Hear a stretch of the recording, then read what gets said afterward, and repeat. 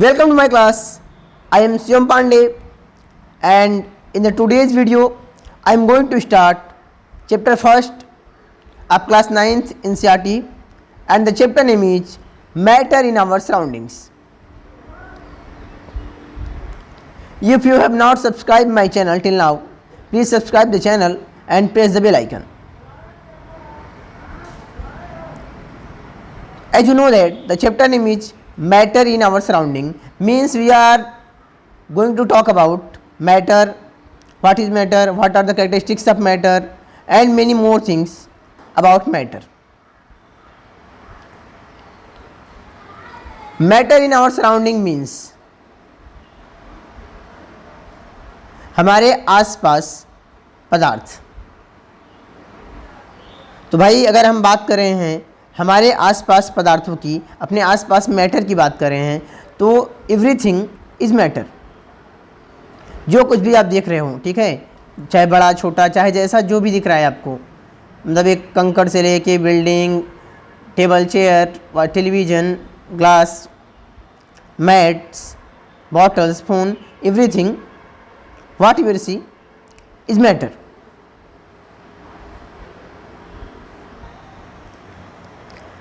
As we look at our surroundings, we see a large variety of things with different shapes, sizes and textures. जैसे ही हमने आसपास देखते हैं ना, हमें बहुत अलग अलग प्रकार की ढेर सारी चीज़ें दिखाई देती हैं, जो कि अलग अलग आकार की हैं, अलग अलग नाप की हैं, देखने में भी अलग अलग हैं, लेकिन सब कुछ मैटर ही है. Everything is matter. या यूँ कहें कि हम साइंटिफिकली मैटर किस चीज़ को कहेंगे, तो anything that has mass and that can occupy space. कोई भी चीज़ जिसमें क्या हो, मास हो, मतलब भार हो, वे करें तौले ना, तो हमें उसका मास पता चले, और वह कहीं पे भी रख दिया जाए तो जगह घेर ले. जैसे फॉर एग्जांपल कूलर है, सबको यूज़ कर रहा है, गर्मी का मौसम है, उसको रखते हो तो उसको उठाने में आपको थोड़ी सी ताकत लगानी पड़ती है, क्योंकि उसमें मास है. जहाँ पे रखते हो ढेर सारी जगह को घेर लेता है, तो उसमें वो स्पेस को भी ऑक्यूपाई कर रहा है, इसलिए वो क्या हो गया, मैटर हो गया. अब हवा की बात करते हैं कि हवा मैटर है कि नहीं. तो भाई एयर आपको दिखाई तो नहीं देता, लेकिन आप फील कर सकते हो उसको, लेकिन एयर मैटर है. एयर को किसी डब्बे में भर के रखोगे तो उसका मास पता चलेगा, बहुत सारा निग्लिजिबल होगा, ठीक है, लेकिन मास होगा. ठीक, किसी बर्तन में पहले से एयर भरा हुआ है, फिर आप उसमें कुछ और भरना चाहो तो नहीं भर सकती. से लिक्विड बनना चाहो, पानी, बॉटल में पानी भरा हुआ है, बॉटल में हवा भरी हुई है, उसमें पानी भरना है आपको, आप भरो, तो जब तक हवा बाहर नहीं आएगी तब तक पानी अंदर नहीं जाएगा, क्योंकि एयर भी एक मैटर है. इसमें भी पार्टिकल्स हैं, हाँ, बस पार्टिकल्स दूर दूर हैं, पास पास नहीं है. पार्टिकल्स जितने पास होंगे मैटर का मास उतना ज़्यादा होगा. आगे कह रहा है everything in this universe is made up of material which scientist have named matter. कह रहा है इस संसार में, इस ब्रह्मांड में हर को वस्तु पदार्थ से बनी है, जिसको वैज्ञानिकों ने मैटर नाम दिया है. The air we breathe, the food we eat, stones, clouds, stars, plants and animals, even a small drop of water और a particle of sand, everything is matter. करा हुआ हवा जो हम सांस लेते हैं, भोजन जो हम खाते हैं, जो पत्थर आप चट्टान देख रहे हो, बादल, तारा, पौधे, जानवर, यहाँ पानी की एक बूंद, रेत का एक कण, सब कुछ मैटर ही है. सब कुछ को हम मैटर ही कहेंगे, क्योंकि सबके पास ये फीचर है, सबके पास खुद का मास है, सब वॉल्यूम को ऑक्यूपाई करते हैं, स्पेस को ऑक्यूपाई करते हैं, सबके पास वॉल्यूम है, इसलिए सब कुछ मैटर है. We can also see as we look around that all the things mentioned above occupy space and have mass. In other words, they have both mass and volume. हम देख सकते हैं कि ऊपर जितनी भी बातों का जिक्र हुआ है, ठीक है, हम जिन चीज़ों को देख रहे हैं, ठीक है, सब के सब स्पेस ऑक्यूपाई करते हैं, रखने पे जगह लेते हैं, और सबके पास मास है. या दूसरे शब्द में कह सकते हैं कि सबके पास मास और वॉल्यूम है. भाई स्पेस का मतलब होता है कि वॉल्यूम, ठीक है, जितना जगह घेर रहा है उसको हम क्या बोलते हैं, साइंटिफिकली या सब्जेक्ट वाइज क्या बोलते हैं, वॉल्यूम बोलते हैं. ठीक, किसी भी चीज़ की लंबाई, चौड़ाई, ऊंचाई का हम गुणा करते हैं, तो जो ये पूरा हमको एक मिल जाता है रीजन, उस रीजन को हम वॉल्यूम कहते हैं. तो जिस सबस्टेंस का जितना वॉल्यूम होता है वो उतना स्पेस को ऑक्यूपाई कर लेती है. Since early times, human beings have been trying to understand their surroundings. Early Indian philosophers classified matter in the form of five basic elements, the Panch Tattva: air, earth, fire, sky and water. कह शुरू से ही, जब से मानव सभ्यता की शुरुआत हुई है, मनुष्य जो था वह हमेशा अपने आसपास की चीज़ों को समझने की कोशिश कर रहा था, अपने सराउंडिंग को जानने की कोशिश कर रहा था, क्या है, कैसे है, क्या चीज़ें कैसे काम करती हैं। कह रहा है शुरू में जो भारतीय दार्शनिक थे उन्होंने मैटर को 5 आधारभूत तत्वों में विभाजित किया कि मैटर जो है 5 तत्वों से मिलके बना है, पदार्थ 5 चीज़ों से मिलके बना है। उसको उन्होंने नाम दिया पंच तत्व: air, earth, fire, sky and water. Air मतलब हवा, मिट्टी, आग, बादल और पानी। एक हिंदी में कहावत भी है, या का तो एक श्लोक है: नभ जल पावक गगन समीरा, पंच तत्व से बना शरीरा। जो मनुष्य का शरीर है वह 5 तत्वों से मिलकर बना है। ठीक है, नभ मतलब आकाश, जल मतलब पानी, पावक मतलब आग,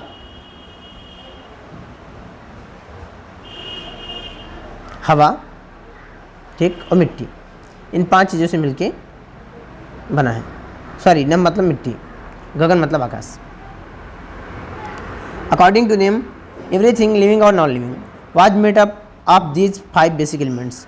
जो भारतीय दार्शनिक थे उनके अनुसार कोई भी चीज़ जो जीवित हो या मृत हो वह इन 5 तत्वों से मिलके ही बनती है, ठीक, जिन्हें हम पंच तत्व कहते हैं। Ancient Greek philosophers had arrived at a similar classification of matter. क्या जो प्राचीन ग्रीक के दार्शनिक थे उन्होंने भी कुछ लगभग ऐसी ही बातें कही मैटर के बारे में। मतलब उनका भी जो वर्गीकरण था, मैटर को क्लासिफाई करने का जो तरीका था, कुछ ऐसा ही था। उन्होंने सेम टाइप की ही बात कही थी जैसा भारतीय दार्शनिकों ने कहा था। Modern day scientist have evolve 2 types of classification. आधुनिक जो वैज्ञानिक हैं उन्होंने 2 तरह का वर्गीकरण का विकास किया है, विकसित किया है। आप matter based on their physical properties and chemical nature. उन्होंने मैटर के फिजिकल प्रॉपर्टी और केमिकल नेचर के बेसिस पे ग्रुपिंग करने का फैसला किया, तरीका अपनाया। In this chapter we shall learn about matter based on its physical property.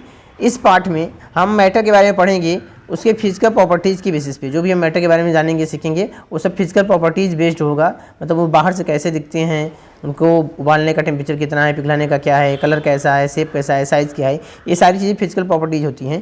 तो इनके बारे में हम पढ़ेंगे इस चैप्टर में, और उसी के आधार पर हम मैटर का ग्रुपिंग कर लेंगे। Chemical aspects of matter will be taken up in subsequent chapter. भाई इस चैप्टर में फिजिकल प्रॉपर्टी के बारे में पढ़ेंगे, और इसके बाद जो आने वाले चैप्टर्स होंगे वहाँ पे हम मैटर की केमिकल प्रॉपर्टीज़ के बारे में भी पढ़ेंगे।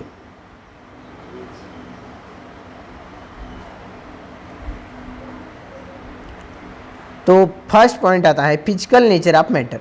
तो आपको मैटर तो समझ में आ गया कि anything that occupy space and has मास। कोई भी चीज़ जो जगह घेर ले, ठीक है, रखने पर, और जिसके पास खुद का मास हो, उसे हम मैटर कह देते हैं। बहुत सिंपल सी बात है।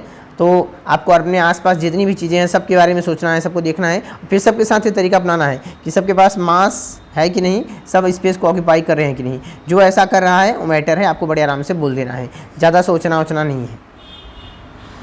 अब फिजिकल नेचर ऑफ मैटर, पदार्थ का भौतिक रूप या भौतिक प्रकृति। First point, matter is made up of particles. Matter जो है वह कणों से मिलकर बना है। ये पहला नेचर है मैटर का कि मैटर कणों से मिलकर बना है। लेकिन इस बात को मान कैसे लिया जाए कि मैटर कणों से ही मिलकर बना है, इसके लिए हमें थोड़ा सा प्रूव करना पड़ेगा।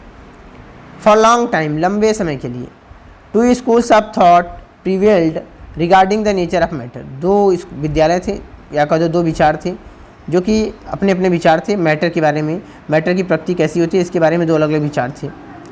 One school believed matter to be continuous like a block of wood. एक का विचार था कि मैटर जो है वह लगातार है, जैसे एक लकड़ी का टुकड़ा होता है लगातार ना, ऐसा है। जबकि दूसरा कहता था, ठीक है, the other thought that matter was made up of particles like sand. और दूसरा कहता था मैटर जो है ना वो भैया कणों से बना है, जैसे बालू के कण होते हैं ऐसे ही ढेर सारे कण मिलके मैटर को बना लिए हैं। Let us perform an activity. चलो एक एक्टिविटी करते हैं to decide the nature of matter. Matter की प्रकृति को पता करने के लिए। Is it continuous or particulate, यह लगातार है, एक चेन जैसा है कि कणों से मिलकर बना है, इस बात को हम पता कर लेते हैं। पीछे आपने देखा था कि मास और वॉल्यूम पे उन्होंने स्टार लगा रखा था। तो भाई मास के बारे में एक एक्स्ट्रा इन्फॉर्मेशन है, the SI unit of mass is kilogram, सबको पता होगा। ठीक है, प्रीवियस क्लासेस में पढ़ रखा होगा, 9th में आ गए हो। The SI unit of volume is cubic metre. ठीक है, वॉल्यूम की जो यूनिट होती है मीटर क्यूब होती है, क्योंकि भाई लेंथ की जो यूनिट होती है मीटर होती है, तो लेंथ इंटू लेंथ जब 3 बार करेंगे मीटर क्यूब आएगा। The common unit of measuring volume is, volume को मेजर करने का जो सबसे नॉर्मल यूनिट है वो लीटर है। वॉल्यूम को मीटर में मेजर करते हैं, मतलब 1 लीटर इक्वल टू यहाँ पे 1 डेसीमीटर क्यूब दे रखा है। तो 1 लीटर में हमारे पास 1000 ml आ जाता है, और 1 ml जो है 1 सेंटीमीटर क्यूब के बराबर होता है। अब कहोगे sir 1 ml equal to 1 centimetre क्यों आया? भाई 1 डेसीमीटर इक्वल टू 10 सेंटीमीटर होता है। 1 डेसीमीटर इक्वल टू 10 सेंटीमीटर होता है। तो decimetre cube equal to 10 into 10 करेंगे तो 1000 सेंटीमीटर क्यूब आ जाएगा। 1000 ml बराबर क्या आ जाएगा? 1000 सेंटीमीटर क्यूब। मैं आपको यहाँ पे थोड़ा सा लिख के एक्सप्लेन कर देता हूँ ताकि आपको डाउट ना रहे। देखो 1 litre equal to 1 decimetre cube, मतलब कि decimetre into decimetre into decimetre, ऐसा लिख सकते हैं हम।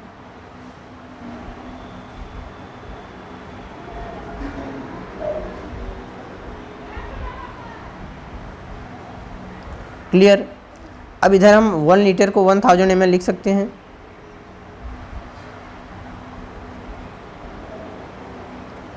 डेसीमीटर की जगह पे 10 सेंटीमीटर लिख सकते हैं।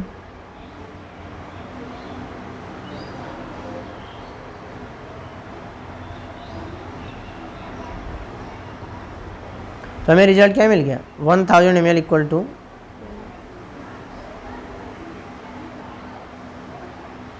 1000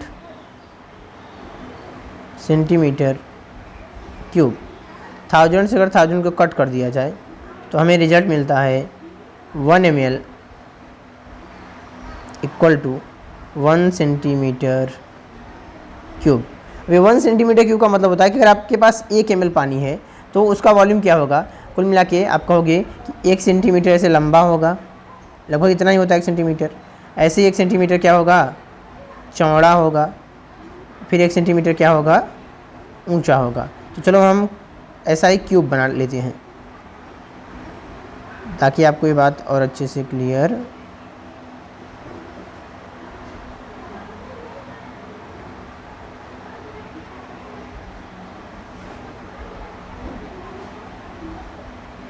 कि 1 ml पानी को अगर आपको रखना है तो इतना स्पेस में 1 ml पानी बड़े आराम से आ जाएगा। हो सकता है मेरा मेजरमेंट मैंने मेजर नहीं किया है, मैंने ऐसे अप्रॉक्स बनाया है कि 1 सेंटीमीटर लगभग इतना होता है स्केल पे देखने पे।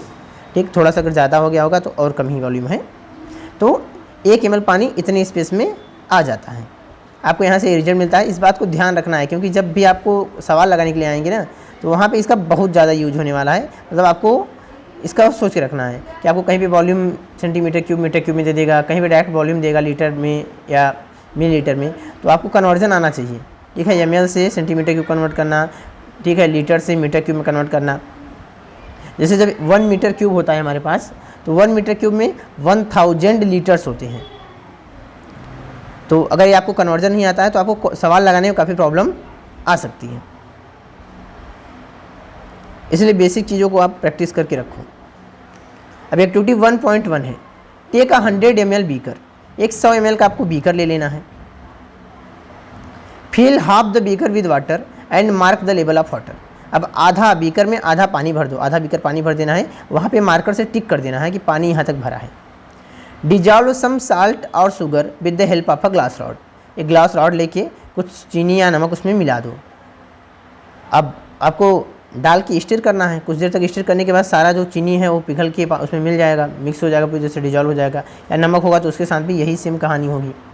Observe any change in water level. अब आपको ध्यान से बीकर को देखना है और क्या पता चल रहा है कि क्या पानी का लेवल उठ गया, क्योंकि आपने टिक किया था मार्कर से अपने बीकर के ऊपर कि पानी यहीं तक है। तो अब चीनी के मिक्स होने के बाद क्या वो ऊपर उठ के आया? Where does it disappear? तो आपको दिखेगा भाई पानी जितने पे था अभी भी उतने पे ही है और चीनी भी उसमें घुल चुकी है। तो ये चीनी कहाँ गायब हो गई? उसके पार्टिकल्स कहाँ चले गए? Does the level of water change? क्या पानी का लेवल चेंज हुआ? तो नहीं। इन सारे क्वेश्चन का जवाब मैं आपको बताने वाला हूँ। In order to answer these questions, we need to use the idea that matter is made up of particles. अब इन सवालों का जवाब देने के लिए हमें एक आइडिया का इस्तेमाल करना पड़ता है, या ये आइडिया है हमारे पास। पहले हमने पढ़ा है कि भाई मैटर जो है पार्टिकल से मिलके बना है, तो इन सारे सवालों का जवाब हम इसी बात की बेसिस पे दे सकते हैं। ठीक, जैसे फर्स्ट क्वेश्चन था कि साल के साथ क्या हुआ, तो भाई साल जो था वो पार्टिकल से मिलके बना था, मिलियंस ऑफ पार्टिकल से मिलके बना था, तो सारा का सारा टूट गया। ठीक, अब वैसे ही सिमिलरली वाटर भी पार्टिकल से मिलके बना था। अब जो वाटर के पार्टिकल्स हैं उनके बीच में क्या था, स्पेस था, तो जो 60 वाले पार्टिकल्स हैं उन स्पेस में जाके सेट हो गए, या शुगर के जो पार्टिकल्स थे उस स्पेस में जाके सेट हो गई, इसलिए कोई भी चेंज वॉल्यूम में नहीं आया। नेक्स्ट क्वेश्चन है, what was there in the spoon, salt और sugar has now spread throughout water. क्रैप चम्मच में जो कुछ भी था, चीनी नमक जो भी था, वो पूरी तरह से पानी में फैल गया है। क्यों फैल गया, रीजन नहीं है कि बहुत सारे छोटे छोटे पार्टिकल्स में टूट गया, और जो वाटर के पार्टिकल्स हैं उनके बीच में स्पेस था, उस स्पेस में वो जाके सेट हो गया, इसलिए वॉल्यूम में कोई चेंज नहीं आया, वॉल्यूम अभी भी उतना ही है। यहाँ पे देखो लिखा है, when we dissolve salt in water, जब हम नमक को पानी में घोलते हैं, the particles of salt get into the spaces between particles of water. जो साल्ट के पार्टिकल्स होते हैं वे वाटर के पार्टिकल्स के बीच में जो स्पेस है वहाँ जाके सेट हो जाते हैं, उसके अंदर जो जगह है वहाँ पे बैठ जाते हैं, और इस वजह से वॉल्यूम में कोई चेंज नहीं होता है। डायग्राम देख रहे हैं ना कि ये वाइट पार्टिकल्स हैं वाटर के, येलो वाले किसके हैं, साल्ट के, दोनों को मिक्स किया गया, जब स्टिर किया गया तो ऐसे साल्ट के पार्टिकल्स जगह जगह पे सेट हो गए और फिर दिखाई देना बंद हो गए, वॉल्यूम भी बिल्कुल नहीं बढ़ा। अगला क्वेश्चन है, या अगला पॉइंट है, how small are these particles of matter. Particles के जो मैटर के जो पार्टिकल्स हैं कितने छोटे हैं, तो भाई मैटर की पार्टिकल्स बहुत ज़्यादा छोटी हैं। ठीक है, बहुत ही ज़्यादा छोटी हैं। इस बात को प्रूव कैसे किया जाए कि बहुत ज़्यादा छोटी हैं, फिर कह रहा है कि आपको 2 से 3 क्रिस्टल पोटेशियम परमैंगनेट लेना है और 100 ml पानी में घोलना है, 100 ml पानी में घोल देना है पोटेशियम परमैंगनेट। ठीक है, इसको लाल दवा भी कहते हैं, मार्केट में मिलती है लाल दवा के नाम से। अगर मान लो पोटेशियम परमैंगनेट नहीं है तो आप किसी और चीज़ के साथ भी ट्राई कर सकते हो, जैसे आप वो ले सकते हो, नील ले सकते हो, कपड़े पे लगाने वाला कलर। अब कह रहा है take out approximately 10 ml of this solution. अब आपने 100 ml में घोल दिया, अब उस 100 ml में से 10 ml आपको निकालना है। ठीक है, और 10 ml को एक दूसरे बर्तन में 90 ml साफ पानी में मिक्स कर देना है, फिर से उसमें कलर आएगा। ठीक है, रेड कलर देता है, रेडिश पिंक कलर देता है। फिर अब जो आपने घोला था उसमें से फिर से 10 ml निकालना है और दूसरे बर्तन में 90 ml रख के उसमें मिक्स कर देना है। ऐसा आपको कम से कम 10 बार करना है। हर बार आप देखोगे कलर हल्का होता जाएगा, लेकिन कलर हर बार आएगा, कलर ख़त्म नहीं होगा। ऐसा करने के बाद भी आप बार बार देखोगे वाटर कलर्ड होगा। अब आप ये सोच सकते हो कि कितने छोटे पार्टिकल्स होते हैं, उनका साइज़ कितना छोटा है, अब आपको इस बात से समझ में आ जाएगी। ठीक, कराए कि अगर हम उसको डाइल्यूट करते लगे रहेंगे तो बार बार कलर आता रहेगा। ठीक है, पार्टिकल्स बार बार क्या होते हैं, इंटरमिक्स होते रहेंगे और छोटे होते चले जाएंगे। This experiment shows that just a few crystals of potassium permanganate can colour a large volume of water about 1000 litre. Experiment ये बता रहा है कि केवल कुछ क्रिस्टल हम ले लें तो पोटेशियम परमैंगनेट के कुछ क्रिस्टल जो हैं 1000 लीटर पानी को भी कलर कर सकते हैं। So we can conclude that there must be millions of tiny particles in just 1 crystal of potassium permanganate. इसलिए हम कह सकते हैं कि पोटेशियम परमैंगनेट के एक क्रिस्टल में ही मिलियन लाखों पार्टिकल्स होंगे, which keep on dividing themselves into small and small particles, जो लगातार खुद को और छोटे पार्टिकल्स में तोड़ते जा रहे हैं और मिक्स होते चले जा रहे हैं। इस वजह से बार बार पानी में कलर आता जा रहा है और ख़त्म नहीं हो रहा है। The same activity can be done. आप यह एक्टिविटी 2 ml डिटॉल सोल्यूशन लेके कर सकते हो, इंक के साथ कर सकते हो, बहुत सारी अलग अलग चीज़ों के साथ कर सकते हो। डिटॉल सोल्यूशन डालोगे तो उसमें स्मेल आएगा, आप बार बार ऐसा करते जाओगे, डाइल्यूट करते जाओगे, लेकिन आपको हर बार आगे चल के बताएगा कि उसमें से स्मेल खत्म नहीं हो रही, डिटॉल का स्मेल बना हुआ है। इस बात का प्रूव है कि जो पार्टिकल्स हैं बहुत ज़्यादा छोटे होते हैं। को लिखा भी है, the particles of matter are very small, they are small beyond our imagination. Matter के जो पार्टिकल्स हैं बहुत छोटे होते हैं, वे हमारी कल्पना से परे होते हैं, इतने छोटे होते हैं। तो चलिए आज की वीडियो को यहीं पे समाप्त करता हूँ, फिर मिलूंगा अगले वीडियो में। तब तक के लिए गुड बाय दोस्तों। अगर आप सभी को वीडियो अच्छा लगा हो तो प्लीज़ इसको लाइक करिएगा, चैनल को सब्सक्राइब करिएगा, अपने दोस्तों के साथ शेयर करिएगा। Thanks for watching.